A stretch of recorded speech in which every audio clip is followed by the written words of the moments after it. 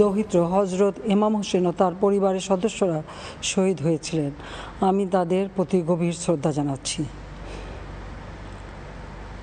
1975 সালের 15ই আগস্ট বাংলার মাটিতেও জাতির পিতা বঙ্গবন্ধু শেখ মুজিবুর রহমানকে সপরিবারে হত্যা করে আরেক কারবালা বাংলার মাটিতে সৃষ্টি হয়েছিল।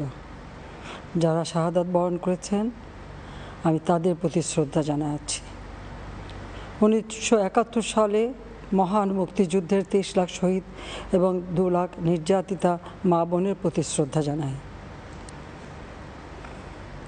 প্রিয় দেশবাসী, আজকে অত্যন্ত বেদনা ভারাক্রান্ত মন নিয়ে আপনাদের সামনে উপস্থিত হয়েছি। লাখো শহীদের রক্তের বিনিময়ে অর্জিত স্বাধীন বাংলাদেশের জনগণের আর্থসামাজিক উন্নয়নের জন্য নিরলসভাবে পরিশ্রম করে যাচ্ছি। বিগত 15 বছরের মধ্যে বাংলাদেশের মানুষের ভাগ্যের পরিবর্তন মৌলিক চাহিদা পূরণ করতে মানুষের মৌলিক চাহিদা পূরণ করতে অন্ন, বস্ত্র, বাসস্থান, চিকিৎসা, শিক্ষার ব্যবস্থা করে জনগণকে উন্নত জীবন দেওয়ার যাত্রা শুরু করেছি। অনেক সাফল্য অর্জন করেছি। বাংলাদেশকে বিশ্ব দরবারে একটা মর্যাদার আসনে অধিষ্ঠিত করতে সক্ষম হয়েছি। তারপরেও আমাদের আরও অনেক দূর যেতে হবে। বাংলাদেশের মানুষ যখন একটু স্বস্তি শান্তিতে ফিরে, যখন তাদের মাঝে এমন কোনো ঘটনা ঘটে যা অত্যন্ত বেদনাদায়ক। 2018 সালে ছাত্র সমাজের আন্দোলনে পরিপ্রেক্ষিতে সরকার সরকারি চাকরিতে কোটা প্রথা বাতিল করে একটা পরিপত্র জারি করে। পরবর্তীকালে মুক্তিযোদ্ধাদের পক্ষ থেকে কোটা বহাল রাখার পক্ষে উচ্চ আদালত 2018 সালে জারি করা সরকারের পরিপত্র বাতিল করে দেয়। সরকারের পক্ষ থেকে পরিপত্র বহাল রাখার জন্য সর্বোচ্চ আদালতে আপিল করা হয় এবং মহামান্য আদালত শুনানির দিন ধার্য করে। এ সময় ছাত্ররা কোটা সংস্কারের দাবি নিয়ে আবারও আন্দোলন শুরু করে। এই আন্দোলনের শুরু থেকেই সরকার যথেষ্ট ধৈর্য ও সহনশীলতা প্রদর্শন করেছে, বরং আন্দোলনকারীদের নিরাপত্তা নিশ্চিত করার ক্ষেত্রে পুলিশ সহযোগিতা করে। মহামান্য রাষ্ট্রপতির কাছে যখন আন্দোলনকারীরা স্মারকলিপি প্রদান করার ইচ্ছা প্রকাশ করে, সেক্ষেত্রে তাদের সুযোগ করে দেওয়া হয় এবং নিরাপত্তারও ব্যবস্থা নেওয়া হয়। অত্যন্ত পরিতাপের বিষয় হলো কিছু মহল এই আন্দোলনের সুযোগটা নিয়ে অনাকাঙ্ক্ষিত উচ্চাবিলাস চরিতার্থ করার সুযোগ নিয়ে সন্ত্রাসী কর্মকাণ্ডে লিপ্ত হয়। এর ফলে এই কোমলমতি শিক্ষার্থীদের আন্দোলনকে ঘিরে যে সকল ঘটনা ঘটেছে তা খুবই বেদনাদায়ক ও দুঃখজনক। অহেতুক কতগুলি মূল্যবান জীবন ঝরে গেল।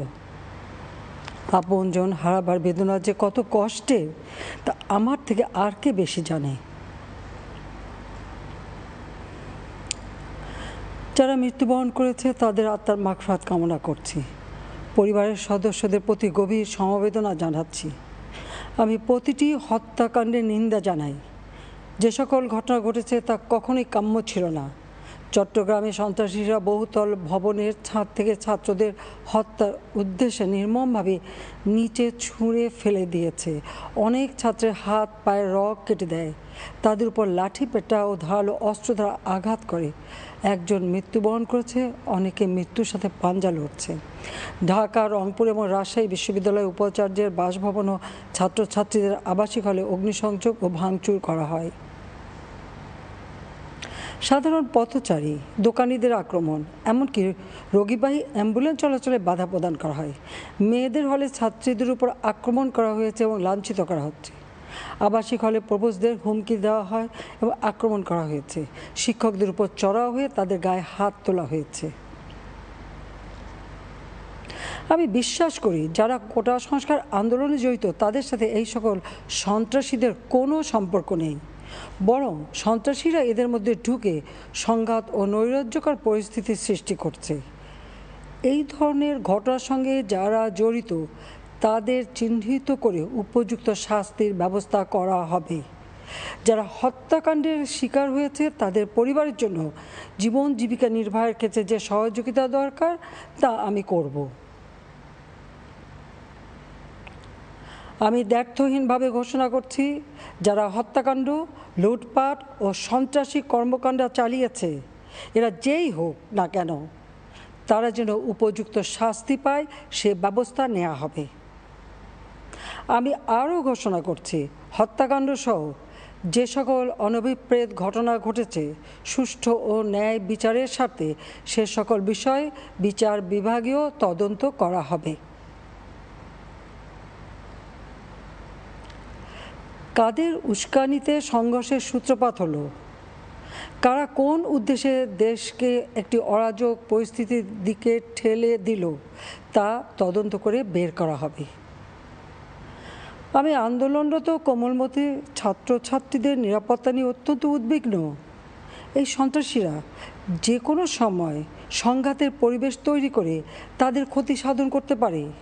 তাই শিক্ষার্থীদের পিতা মাতা, অভিভাবক এবং শিক্ষকদের প্রতি আমার আবেদন, তারা যেন তাদের সন্তানদের নিরাপত্তার বিষয়ে সজাগ থাকেন। একই সাথে সকল শিক্ষা প্রতিষ্ঠানের ছাত্রছাত্রীদের নিরাপত্তার বিষয়টি বিশেষভাবে নজর রাখেন। সরকার হাইকোর্টের রায়ের বিরুদ্ধে সর্বোচ্চ আদালতে আপিল করেছে। আপিল আদালতের শুনানির দিন ধার্য করা হয়েছে। আদালত শিক্ষার্থীদের কোনো বক্তব্য থাকলে তা শোনার সুযোগ সৃষ্টি করে দিয়েছে। এই আইনি প্রক্রিয়ার মাধ্যমে সমস্যা সমাধানের সুযোগ রয়েছে। এই আইন প্রক্রিয়া সমাধানের সুযোগ থাকা সত্ত্বেও রাস্তায় আন্দোলনে নেমে দুষ্কৃতিকারীদের সংঘাতের সুযোগ করে দেবেন না। সর্বোচ্চ আদালতের রায় আসা পর্যন্ত ধৈর্য ধরে অপেক্ষা করার জন্য আমি সকলকে বিশেষভাবে অনুরোধ জানাচ্ছি। আমার বিশ্বাস, আমাদের ছাত্র সমাজ উচ্চ আদালত থেকে ন্যায় বিচারই পাবে, তাদের হতাশ হতে হবে না। ইনশাল্লাহ মুক্তিযুদ্ধের চেতনায় আমাদের প্রিয় মাতৃভূমিকে সকলের সহযোগিতায় স্মার্ট বাংলাদেশ হিসেবে গড়ে তুলব।